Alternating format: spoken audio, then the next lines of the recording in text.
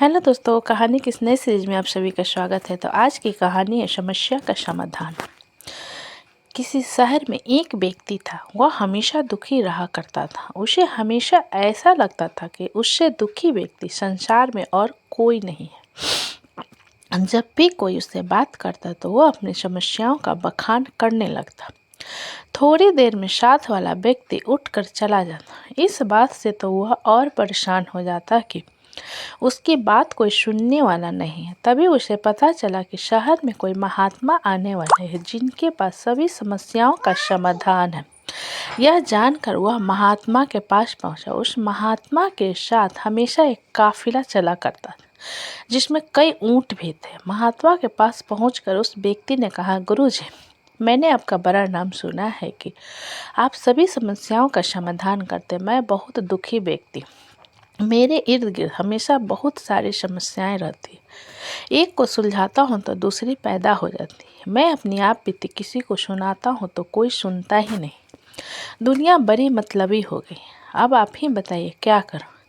महात्मा ने उसकी बातें ध्यान से सुनी और कहा, भाई, मैं अभी तो बहुत थक गया, परंतु कल सुबह मैं तुम्हारी समस्या का समाधान अवश्य करूँगा।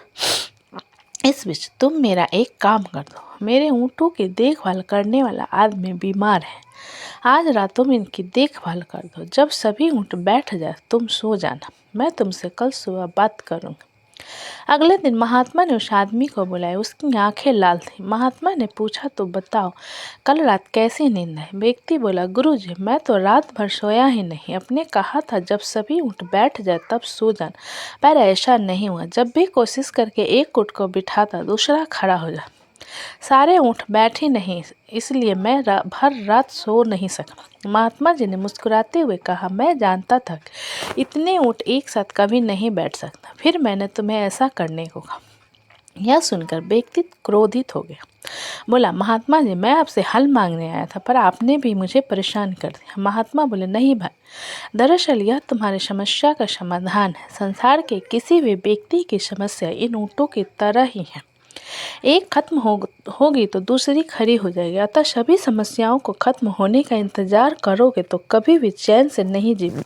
समस्याएं तो जीवन का ही अंग है, इसे महसूस करते हुए जीवन का आनंद लो। जीवन में सहज रहने का यही एक उपाय है। दुनिया के किसी भी व्यक्ति को तुम्हारी समस्याएं सुनने में कोई दिलचस्पी नहीं, क्योंकि उनकी भी अपनी समस्याएं हैं। महात्मा जी की बात सुनकर व्यक्ति के चेहरे पर संतोष और सहजता के भाव उमड़ पड़े, मानो उसे अपने सभी समस्याओं से निपटने का अचूक मंत्र प्राप्त हो गया। तो दोस्तों, कहानी कैसी लगी मुझे कमेंट करके ज़रूर बताइए। अच्छी लगे तो प्लीज़ चैनल को लाइक करें, सब्सक्राइब करें एंड शेयर करें। हमें अपना सपोर्ट करें।